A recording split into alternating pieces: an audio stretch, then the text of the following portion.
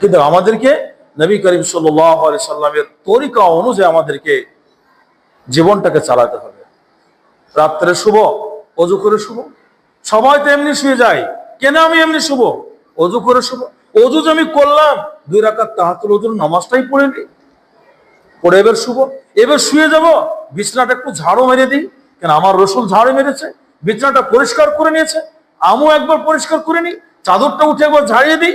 এটা করবো, আমার নবী করেছে তাই আমি করতেছি, এটাই আপনার ইবাদত শুরু হয়ে গেল।